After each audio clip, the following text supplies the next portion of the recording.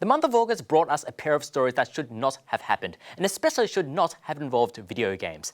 They may make you sad and they may make you angry, but isn't that half of why we play video games?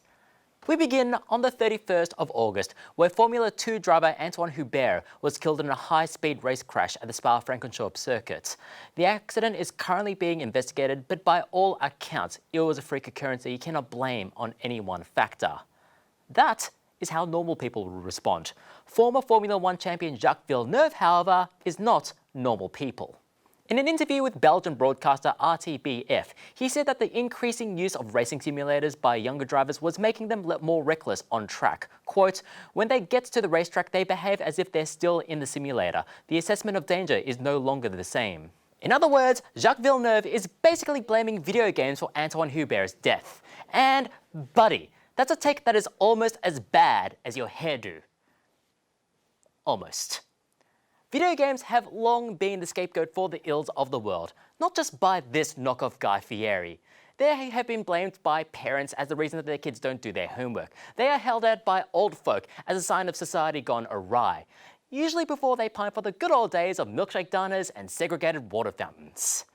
In most of these cases, it's just old people lashing out against the descendants into irrelevance, which is especially the case for Bleach Brain here. But occasionally, it's actively harmful and detracts from the greater evils of the world. Which brings me to America. On the 3rd of August, a mass shooting took place at a Walmart in El Paso, Texas, killing 22 people and injuring another 24. Less than a day later, another mass shooting took place in Dayton, Ohio, killing 9 and injuring 27. Amidst the grieving over the lost lives, people wondered what can be done to prevent these shootings. Yes, whatever can be done to make sure that guns don't kill people on such a scale? Unfortunately, because it's a shooting in America, it's time to spin the wheel on what to blame this time. I'm hoping it lands on open access to guns this time. I've projected so many thoughts and prayers into it. So, without further ado, let's spin the wheel. Come on, open access to guns. Come on, open access to guns. Open access to guns. Open... Gosh darn it, it'll land on video games. But the idea of these video games to dehumanize individuals, to have a game of shooting individuals and others, I've always felt that is a problem for future generations and others. That is Republican House Minority Leader Kevin McCarthy there, decrying the dehumanizing effects of video games. Doing so, by the way, while sounding like a monotone robot, programmed to be very, very wrong. That reasoning, by the way, the fact that prolonged exposure to violence desensitizes people, is one that is trotted out at every moral panic, whether it be applied to movies or combat fighting, which doesn't make sense if you think about it for any more than 4 seconds. The rise of UFC hasn't resulted in a wave of gangs triangle choking their way through a town. And yes, there are scientific reports out there that link violent video games with an increase in aggressive behaviour, but these studies have come under repeated criticism for faulty conclusions and publication bias. Indeed, in 2017, a division within the American Psychiatric Association advised the White House not to make any statements linking video games with violence due to that lack of firm evidence. And we all know how that turned out, don't we? If they wanted Trump to heed that message, they should have written it inside of a cheeseburger wrapper. But the one constant amongst these studies is a lack of connection between violent video games and an increase in violent crime. Indeed, one study found that popular video games may actually cause a decrease in violent crime because, and this is true, people are too busy sitting at home playing video games to go out there and commit violent crime. But I'll admit that this is a little bit cute.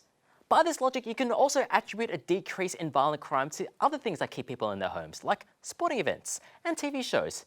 So, on behalf of everyone, I would like to extend a big old thank you to the true hero out there, Married at First Sight. You are an important part of keeping society safe. But there is one chart that puts into stark contrast how much video games don't cause violent crime. This is the 10 largest consumers of video games.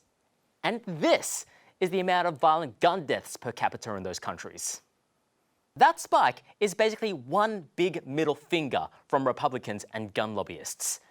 And that is a real factor at play here. The Republican Party takes millions of dollars from the National Rifle Association, including Senator Bot McCarthy from earlier.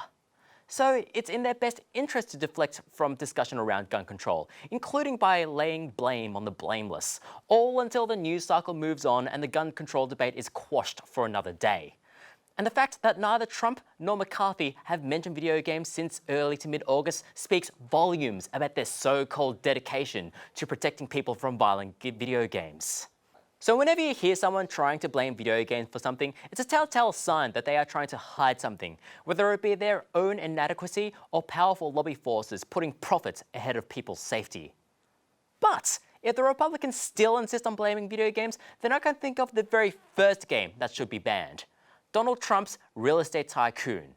If I play that game, I too may be inspired to commit random acts of deception, sexism, and racism. So Donald Trump, you should really ban that for everyone's own good. You have the power. And that is everything that has happened in the world ever.